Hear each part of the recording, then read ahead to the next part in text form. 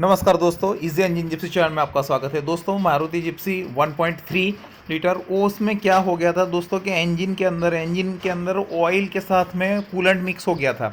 तो कूलेंट उसमें चला गया, जाने की वजह से पूरा ऑयल जो है वो मैंने ड्रेन कर दिया था, ताकि वो जो पिस्टन वगैरह जो है वो सीज ना हो जाए और जो इंजन है जो है उसका ओवरऑलिंग ना करना पड़े। अगर स्टक हो जाता है पिस्टन वगैरह तो फिर तो क्या उसमें ओवरऑलिंग करनी पड़ेगी, और एक बार क्या पिस्टन निकल जाता है तो पिस्टन रिंग वगैरह तो चेंज करना ही पड़ता है, उसको रिप्लेस करना पड़ता है। ठीक है जी, तो उसके लिए फिर मैंने ये चीज़ जो है मैं पूरा डिसमेंटल करूँगा। उसका जो हेड गास्केट में प्रॉब्लम हो गई है, फट गया है, तो मैं रिप्लेस करूँगा। तो बिफोर डैट डिसमेंटलिंग जो चालू करने से पहले मैं इंजन को एक बार स्टार्ट कर लेता हूँ। ठीक, चालू कर लिया है, ताकि अभी मेरा इंजन ओके है, वहाँ पे पिस्टन वगैरह कहीं सीज नहीं हुआ है, ना टैपेट वगैरह कुछ जाम हुआ है, ना कोई इश्यू है।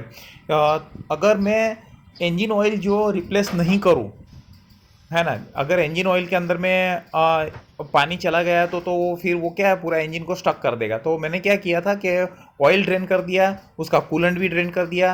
विदाउट कूलेंट मैंने इंजन के अंदर में ऑयल जो डाल दिया, ऑयल डाल के फिर मैंने चालू कर लिया था। तो ये चालू करके मैंने इंजन ओके कर लिया था, ताकि उसमें कोई स्टकिंग ना रहे। अगर स्टकिंग हो गया और पिस्टन जाम हो जाएगा तो फिर ओवररोलिंग का इश्यू आ जाता है, मतलब ओवररोलिंग करना पड़ेगा। तो इसके लिए मैंने ये चीज़ कर लिया था। तो मैंने इंजन को ऐसे इस तरह से उसको सेव कर लिया है। अब मुझे क्या करना है कि हेड गास्केट जो है मैं रिप्लेस अगर कर देता हूँ तो ये प्रॉब्लम सॉल्व हो जाएगी ना।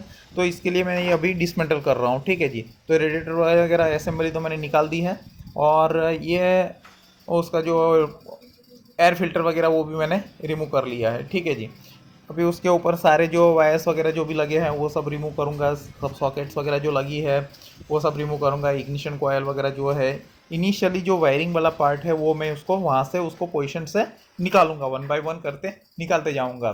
ठीक है जी, और उसके बाद फाइनली जो मुझे ये हेड निकालूंगा, सिलेंडर हेड निकालूंगा, तभी मैं गास्केट रिप्लेस कर सकता हूँ सिलेंडर हेड का। ठीक है ना।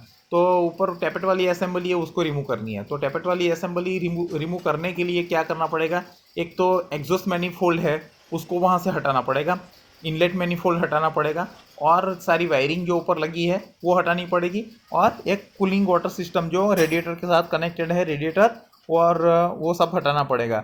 एज वेल एज जो टाइमिंग बेल्ट पुली वगैरह वो सब मुझे रिमूव करना पड़ेगा, तब जाके टाइमिंग बेल्ट भी वहाँ पोजीशन से निकलेगा, तब जाके वो हेड वहाँ से वापस निकलेगा।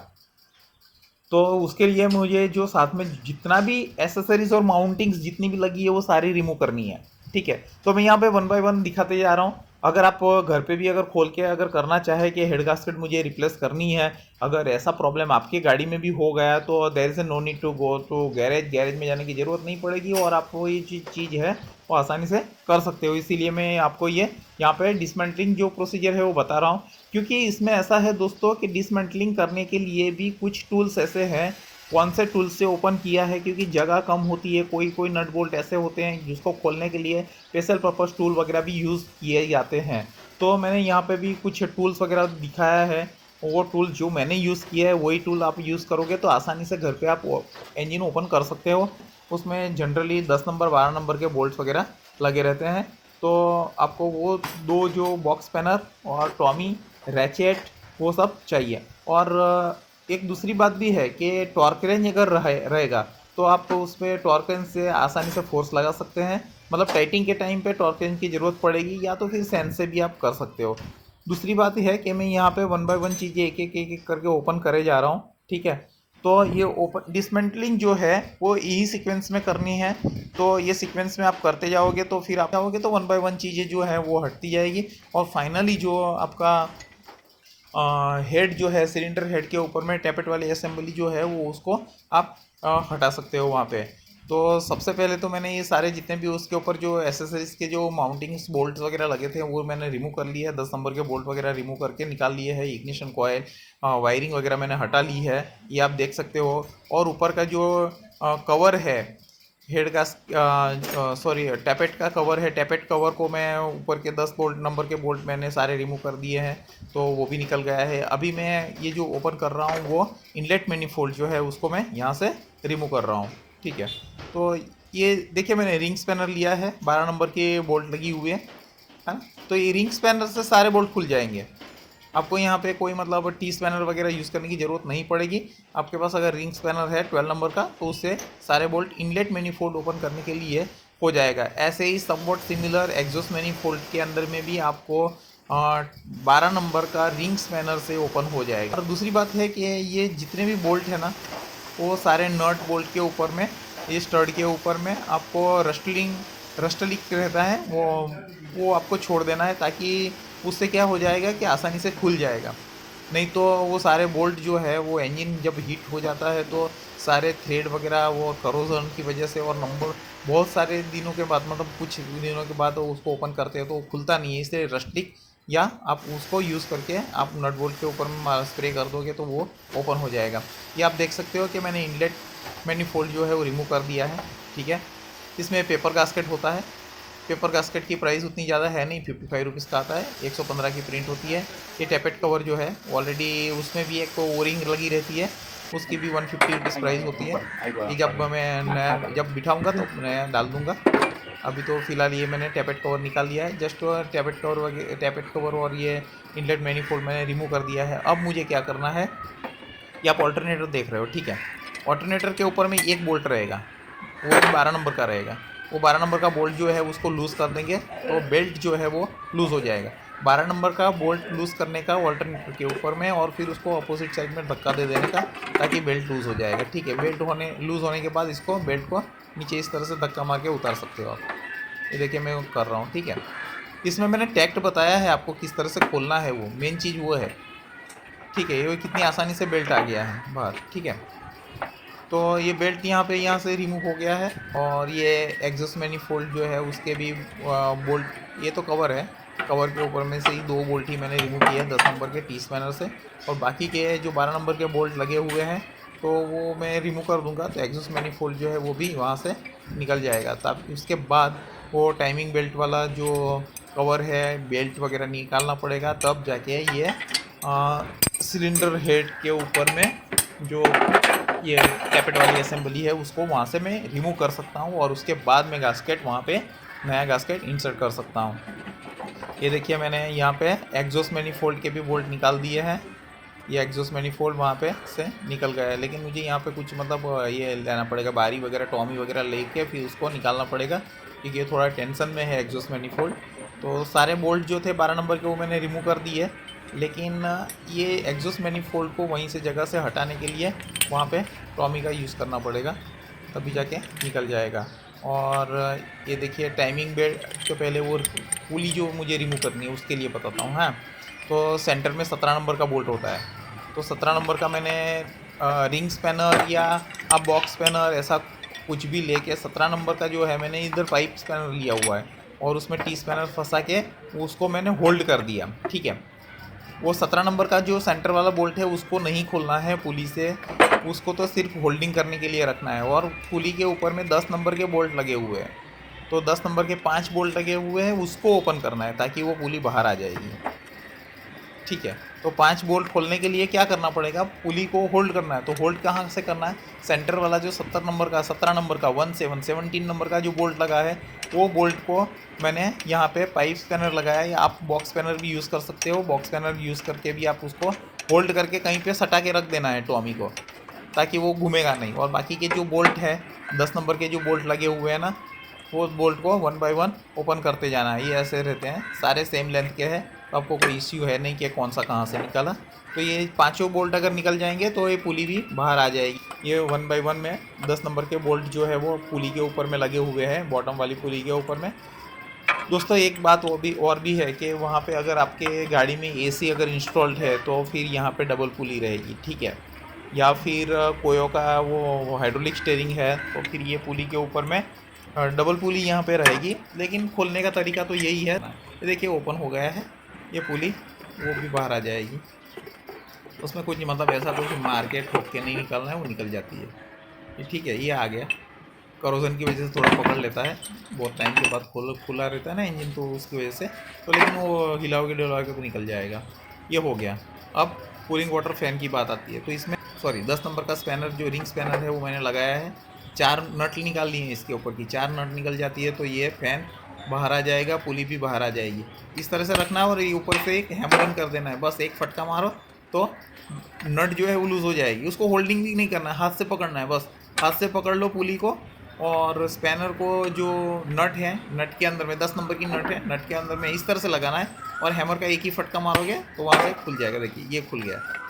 So this is very simple, बहुत आसानी से खुल जाएगा। बाकी आप उसको सोचोगे कि मैं पुली को होल्ड करूँगा और उसको जब फंसा के रखूँगा और ताकत करके खोलूँगा तो नहीं खुलेगा। तो इस तरह से स्पैनर को, रिंग स्पैनर को 10 नंबर की जो नट है, नट के ऊपर में इसको लगा देनी है और इस तरह से फिर ओपन करना है। तो इस तरह से ये ओपन होते जाएगा। ये चारों नट निकल जाती है तो फैन भी बाहर आ जाएगा और जो पुली जो है वो भी बाहर आ जाएगी। ये जो कूलिंग वाटर सर्कुलेशन पंप जो है, पंप के साथ ये पुली कनेक्टेड है और रेडिएटर फैन भी उसके साथ कनेक्टेड है। ठीक है, तो ये 4 नट निकलनी है। निकालने के बाद ये चीज़ जो ये असेंबली है वो पूरी बाहर आ जाएगी। ये देखिए निकल गया। ठीक है, ये 4 नट उसके ऊपर लगी थी, ये फ़ैन आ गया। ठीक है, फ़ैन जो कनेक्टेड था वो पुली भी बाहर आ जाएगी। इसको कुछ खोलना नहीं है, ऐसे पहनाया होता है। वो स्टड है, 4 स्टड जो है वाटर पंप के ऊपर में 4 स्टड होते हैं। उस स्टड के ऊपर में पहले पुली और उसके बाद वो होता है। ठीक है, अब ये टैपेट बेल्ट जो है, टाइमिंग बेल्ट जो है, टाइमिंग बेल्ट का कवर अभी ओपन करेंगे। उसके ऊपर 10 नंबर की नट लगी रहती है, वो रिंग स्पैनर से भी निकल जाएगा, बॉक्स स्पैनर से भी निकल जाएगा या पाइप स्पैनर से भी निकल जाएगा। ठीक है, तो इसको इस तरह से ओपन करना है, वो तो सिंपल है। ये कवर जो है, कवर अगर सही से कहीं से फटा है या उसमें कुछ डैमेज है या उसका जो होल्डिंग करने वाले जाव वगैरह ख़राब है तो फिर बदल दीजिएगा। तो ये कवर जो है वो भी उसकी प्राइस ज़्यादा नहीं रहती है, 350 रुपीज़ का आता है। आप स्विफ्ट डिज़ायर का कवर डाल सकते हो इसमें, स्विफ्ट डिज़ायर 2008 मॉडल। ठीक है, 8-9 का मॉडल का जो है स्विफ्ट डिज़ायर का, उसका कवर और ये कवर सेम रहता है, आप उससे रिप्लेस कर सकते हो। ठीक है, 350 रुपीज़ प्राइस है लोकल मार्केट में। ओरिजिनल जो जेन्यून आता है उसका, उसकी प्रिंट जो है वो उतनी ही रहती है। ठीक है, तो कवर रिप्लेस हो जाएगा। तो यही इंजन वो कवर भी यहाँ बैठा सकते हो। ये मैंने एक नट खोलनी रह गई थी, एज वेल एज सेंटर में भी एक नट रहती है, बोल्ट भी लगे रहते हैं। 2 नट होती है, एक सेंटर में एक नट होती है, बाकी सारे बोल्ट होते हैं 10 नंबर के ही होते हैं। तो इसे कवर रिमूव कर लेना है। कवर रिमूव करने के बाद मैं बताता हूँ आपको मेन चीज़ क्या है। ये कवर निकल गया, देखिए आप। ठीक है, ये देखिए इसमें धूल मिट्टी वगैरह लगी हुई है और एक्चुअली इसमें भी और साइड में जो रबर की एक मतलब पैकिंग मटेरियल रहता है, ये अभी देखिए टाइमिंग बेल्ट वगैरह सब लगा हुआ है। अभी इसमें ओपन करना है मुझे और बाद में टाइमिंग भी मिलानी पड़ेगी, है ना। अब देखिए इनलेट मैनिफोल्ड खोल गया, एग्जॉस्ट मैनिफोल्ड ओपन हो गया, टाइमिंग बेल्ट वाला, कवर वाला और रेडिएटर वाली सारी असेंबली खुल गई। देखिए मैं अभी ये खोल रहा हूँ ना, यही पेशल टूल है, लंबा टूल लगता है इसके लिए। 10 नंबर की नट लगी रहती है। बॉक्स स्पैनर जो है वो अपनी एक उंगली जो रहती है ना, फिंगर, उतना लंबा सा लाना पड़ेगा, वो छोटा वाला बॉक्स स्पैनर से नहीं होगा। तो बॉक्स स्पैनर लंबा वाला लेके आना है, तो उसकी लेंथ ज़्यादा रहेगी, तभी ये 10 नंबर का लाना है। 10 नंबर का लंबा वाला बॉक्स स्पैनर ले लेना है ना। उसकी प्राइस ज़्यादा रहेगी, वो स्पैनर करीबन 200-250 रुपये का, 280 रुपये के आसपास का आएगा और वो छोटू वाला तो 65 का ही आएगा। तो लंबा वाला लेके आना है और उससे फिर ये उसके ऊपर 10 बोल्ट लगे हुए हैं, 10 बोल्ट अब ओपन कर देते हैं और ये टाइमिंग बेल्ट भी वहीं से हटाना है पुली के ऊपर से। वो तो ऐसे ही खींचोगे तो निकल जाएगा, क्योंकि बेल्ट टेंशन में रहता है ना, वह टेंशनर होता है, तो उतना कुछ दिक्कत नहीं है। तो ये टाइमिंग बेल्ट भी निकल जाता है इस तरह से। अब ये सारे जो बोल्ट 10 नंबर के जो बोल्ट लगे हैं ना, इसके ऊपर टैपेट वाली असेंबली जो है वहाँ पे वो अभी ये सिलेंडर हेड का गास्केट जो रिप्लेस करना है, तो इसको रिमूव करना पड़ेगा कम्प्लीटली। ये असेंबली जो है वो, इवन आपको कैम शाफ्ट भी रिमूव करना पड़ेगा। ठीक है, मैं रॉकर्स वगैरह रिमूव नहीं करूँगा, टैपेट नहीं रिमूव करूँगा, सिर्फ कैम शाफ्ट रिमूव करूँगा। ठीक है, ताकि क्या हो जाएगा, अगर मैं वाल वाली असेंबली निकाल दी, टैपेट वाली असेंबली अगर रॉकर्स वगैरह सब खोल दिया तो फिर मुझे मशीनिंग का जॉब आ जाएगा। सीट बनानी पड़ेगी, वाल गाइड डालना पड़ेगा, है ना, और सारे के सारे 16 के 16 वाल रिप्लेस करने पड़ेंगे, वो चलने वाले हैं नहीं। अगर कर ओपन कर देता हूँ तो यहाँ तो मुझे वो रिप्लेस नहीं करना है, इसीलिए वो असेंबली एज इट इज़ रखूँगा मैं। यही तो मेन चीज़ है कि सिर्फ गास्केट बदली करके मैं इंजन का जो ओवरऑलिंग का पूरा खर्चा जो है वो एक्सपेंडिचर्स है वो मैं उसको नहीं, उसमें नहीं जा रहा हूँ। मतलब मैं इंजन ओवरऑलिंग में मैं जा नहीं रहा हूँ। मुझे सिर्फ गास जो प्रॉब्लम हुई है वो कूलेंट जो है वो इंजन ऑयल में चला जा रहा है, तो गास्केट हेड गास्केट है वो फट गई है, तो हेड गास्केट जो रिप्लेस कर देता हूँ मैं। हेड गास्केट देखिए 775 रुपये का आएगा, या तो फिर वो अगर ओल्ड प्राइस रहेगा तो 615 ऐसे प्राइस का भी रहेगा। मतलब कहने का मतलब ये है कि अप्रोक्स वो प्राइस का रहेगा, तो मुझे हेड गास्केट ही रिप्लेस करनी है। मुझे कोई मशीनिंग का जॉब नहीं करना है, ना पिस्टन रिंग रिप्लेस करनी है, ना इंजन का कोई ओवरलिंग करना है। क्योंकि मेरी तो इंजन तो कंडीशन इंजन का तो एकदम परफेक्ट था, वो तो चल ही रहा था भाई। उसमें तो कूलेंट जो था वो इंजन ऑयल में चला गया, तो मुझे वो सीजना वगैरह हो जाएगा वो सोच के मैंने उसमें जो ऑयल था वो रिप्लेस कर दिया, और पानी भी ड्रेन कर दिया पूरा, और उसको स्टार्ट करके वो उसको कंडीशन में लेके आया। अब मुझे क्या करना है, ना टैपेट वाले ये रॉकर्स वगैरह ओपन करना है, ना उसका सीट बनाना है, ना रॉकर्स जो सॉरी टैपेट जो वाल्व सारे 16 के 16 वाल्व जो है वो भी रिप्लेस नहीं करना है, ना उसका गाइड रिप्लेस करना है, ना ओरिंग रिप्लेस करनी है, कुछ नहीं करना है, ना मशीनिंग करना है, ना सीट बनाना है। ठीक है, तो मैं उसका मतलब हेड गास्केट रिप्लेस करने के लिए मैं उसको मशीनिंग भी नहीं करवाना है, मुझे तो ऐसा का ऐसा ही लगाना है। इसीलिए मैं यहाँ पे कुछ ओपन नहीं कर रहा हूँ, सिर्फ ये कैम शाफ्ट जो है कैम शाफ्ट ओपन करूँगा, तभी मैं उसको निकाल सकता हूँ। नहीं तो मेरे बोल्ट जो 10 बोल्ट जो लगे हैं ना, वो 10 बोल्ट जो लगे हैं उसमें से 5 तो ओपन हो जाएंगे, 5 ओपन नहीं होगी, क्योंकि वो कैम शाफ्ट के नीचे की पोजीशन में है ना, नीचे की साइड पे है। तो वो निकालने के लिए मुझे कैम शाफ्ट रिमूव करना पड़ेगा। कैम शाफ्ट रिमूव करना पड़ेगा, मैं कैम शाफ्ट अगर रिमूव कर लेता हूँ तो कैम शाफ्ट रिमूव करूँगा, रॉकर को भी मैं डिस्टर्ब नहीं कर रहा हूँ, है ना, ताकि मुझे रॉकर का फिर फीलर गेज से सेट करना पड़ेगा। अगर मैं ऐसे करने जाऊंगा तो रॉकर्स का भी सेटिंग करना पड़ेगा, तो इसलिए मैंने रॉकर का सेटिंग भी डिस्टर्ब नहीं किया है। फीलर गेज वगैरह यूज़ करके फिर से अगेन मुझे सेट करना है, तो वो सेटिंग भी मैं डिस्टर्ब नहीं कर रहा हूँ। ठीक है, मैं सिर्फ कैम शाफ्ट यहाँ से रिमूव करता हूँ। कैम शाफ्ट के ऊपर में जितना भी वो 10 नंबर की बोल्ट लगी हुई है बोल्ट सारी मैं रिमूव कर लेता हूँ, और कैम शाफ्ट वहाँ से रिमूव करूँगा, है ना। तो मैं सारे बोल्ट निकाल लिए, सिर्फ कैम शाफ्ट को होल्डिंग करने वाला पहला और आखिरी वाला उतना रखा है, क्योंकि पुली भी रिमूव करनी पड़ेगी। वहाँ पे पुली के ऊपर में जो बोल्ट लगा हुआ है वो सेंटर बोल्ट, उसको मैं रिमूव करूँगा। ये टाइमिंग बेल्ट पुली की बात कर रहा हूँ, तो टाइमिंग बेल्ट पुली के सेंटर में एक बोल्ट है, वो बोल्ट को भी मुझे रिमूव करना पड़ेगा। ये देखिए कैम शाफ्ट सेंसर जो है, कैम शाफ्ट सेंसर को जो है मैं वो यहाँ से ओपन कर लेता हूँ। इसके ऊपर 12 नंबर की एक बोल्ट लगी रहती है, वो बोल्ट में यहाँ से निकाल लेता हूँ। निकालने से पहले उसकी जो पोजीशन है वो मार्क कर सकते हैं, अगर वो जो उसमें जो फायरिंग ऑर्डर है उसके हिसाब से उसको मतलब सेट किया गया होता है, तो वो भी चीज़ है। ये मैंने कैम शाफ्ट सेंसर जो है वो पूरा रिमूव कर दिया। उसके अंदर भी पानी है, देखिए ये ऑयल के अंदर भी पानी आ गया है। तो ये वाली असेंबली मैंने यहाँ से कैम शाफ्ट के एंड से मैंने उसको निकाल लिया है, कैम शाफ्ट सेंसर भी रिमूव कर लिया है। ठीक है, अब मुझे ये जो पुली है टाइमिंग बेल्ट वाली पुली उसको रिमूव करना है, तो उसका सेंटर वाला बोल्ट है वो रिमूव करूँगा। तो उसको पहले मैंने यहाँ पे होल्डिंग कर दिया है, उसमें स्पैनर फंसा दिया है ना। और बाद में ये सेंटर बोल्ट जो है उसको मैं 17 नंबर का सेंटर बोल्ट है उसको मैं ओपन कर लूँगा, तो ये पुली जो है वो भी बाहर आ जाएगी। ये आ गई है। ठीक है, सेंटर में वुडरप की होती है।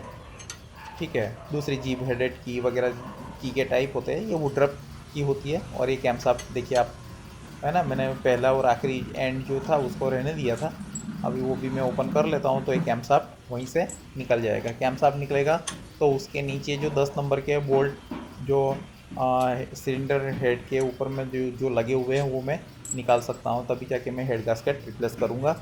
ये जो टैपेट वाली असेंबली जो है वो यहाँ से मैं रिमूव करूँगा। ठीक है, ये देखिए ये कैम शाफ्ट यहाँ से निकल जाएगा। अभी यहाँ से थोड़ा हल्का सा ये पहला और आखिरी वाला जो मैंने निकाला नहीं था, बीच वाला होल्डिंग सारे निकाल दिए थे। ठीक है, उसके ऊपर भी नंबरिंग होता है 1 2 3 4 5 6 इस तरह से नंबरिंग होता है। नंबरिंग के हिसाब से कि उसको खोलने के टाइम पे देख लेना है, और जब नंबरिंग असेंबली के टाइम पे नंबरिंग से ही बिठाना है, नंबर देखते हुए ही बिठाना है। ये यहाँ से मैं थोड़ा उसको लाइट हैमरिंग करके इसको रिमूव कर रहा हूँ, पहला वाला जो होल्डिंग है वहाँ से। ठीक है ना, यहाँ पे ऑयल सील भी रहती है भाई, तो ऑयल सील जो है वो भी डैमेज ना होना चाहिए, उसको संभाल के निकालना है। ठीक है, तो ये देखिए पहला वाला होल्डिंग है, आखिरी वाला होल्डिंग भी मैं निकाल देता हूँ। निकल गया, ठीक है। ये कैम शाफ्ट देखिए मैं वहीं से निकाल रहा हूँ, है ना। अभी इसके ऊपर जो जितने रॉकर्स है ना, रॉकर्स का प्रेशर लगा हुआ है, क्योंकि रॉकर का जो स्प्रिंग टेंशन का जो प्रेशर है वो इसके कैम शाफ्ट के ऊपर आता है। कैम के ऑपरेट से ही वो फॉलो होता है, वो उसका जो है अप डाउन पोजीशन वाल ऑपरेट होते हैं उसके हिसाब से ही, रॉकर के इसके हिसाब से, ठीक है। तो मैं ये कैम शाफ्ट जो है वो तो अभी टेंशन में रहेगा, है ना। ये कैम शाफ्ट आ गया है, उसको यहाँ से मैंने हटा लिया है, ठीक है। अब ये जो 10 नंबर के जो बोल्ट है, 10 नंबर के बोल्ट, उसको मैं अभी रिमूव करते जाऊंगा। ये सारे बोल्ट देखिए वो सारे इक्वल लेंथ के होते हैं, ठीक है। लेकिन उसको खोलने के लिए वो 10 नंबर का जो स्पैनर मैंने बताया ना, वो लंबा वाला लेके आना। ये देखिए इसका हेड इस तरह का होता है ना। इसमें वो हेक्सागोनल हेड नहीं होता है, नंबर ऑफ उसका ये रहता है हेक्सागोनल नहीं, ये ऑक्टागोन होता है, ठीक है। और ये एग्जॉस्ट मैनिफोल्ड है, उसको वहाँ से मैं जगह छुड़ा रहा हूँ। ये देखिए ये बाहर निकल जाएगा तो स्टड में से एक बार बाहर आ जाएगा। 12 नंबर की नट जितनी भी थी वो तो मैंने रिमूव कर ली है वहीं से, है ना। ये निकाल रहा हूँ मैं। ये एग्जॉस्ट मैनिफोल्ड में क्या है, या यहाँ पे बोल्ट थे वही में निकाला है, बाकी कहीं आगे से साइलेंसर को मैंने खोला नहीं है, तो वो टेंशन में तो रहेगा क्योंकि उसका सेल्फ वेट भी है ना। ये देखिए इसमें एक गास्केट होता है, वो संभाल के निकालना है, नहीं तो फिर रिप्लेस करना पड़ेगा। अब ये गास्केट रीयूज़ हो जाएगा, है ना। तो ये इसको रिप्लेस करने की ज़रूरत नहीं पड़ेगी, उसको सिर्फ मैं वहाँ पे रख के फिर से कर दूँगा। अब मुझे ये सिलेंडर हेड के ऊपर का जो ये है उसको निकालने के लिए मैंने टॉमी लिया है। टॉमी से थोड़ा हल्का सा उठा दिया एक तरफ से, अभी दूसरी तरफ से भी उठा दूँगा तो ये जगह छोड़ देगा, ठीक है। ये देखिए आप, मैं इसको प्रेस कर रहा हूँ, यहाँ से उठा रहा हूँ, ठीक है। ये निकल गया है। इसको 2 हाथ से होल्ड करना है और ऊपर की तरफ ले लेना है, थोड़ा हिलाओगे तो निकल जाएगा। ये क्या है, हेड गास्केट के ऊपर में रहता है, देखिए ये निकल गया, ठीक है, यहाँ से। अब ये आ गया, ठीक है ना। अब मुझे गास्केट रिप्लेस करनी है, यहाँ पे गास्केट लगेगी। आप देख रहे हो ना 4 सिलेंडर, इसमें पहला सिलेंडर के ऊपर में देखो करोजन है, तो यही है वो पानी वहाँ से गया है। ये गास्केट मैंने निकाला, ये गास्केट रिप्लेस करनी है मुझे, हेड गास्केट, है ना। ये गास्केट डैमेज होने की वजह से वो कूलेंट का जो पानी है वो अंदर चला गया। ये देखिए यहाँ से डैमेज है, तो वहीं से मतलब वाटर जो कूलिंग वाटर जो था कूलेंट, वो पिस्टन के ऊपर न, पिस्टन के ऊपर से नीचे चैम्बर के अंदर में और ऑयल के साथ मिक्स हो गया, वो बहुत ह्यूज मात्रा में हुआ। I think this video is useful to you. आपका दिन शुभ रहे, धन्यवाद, जय हिंद।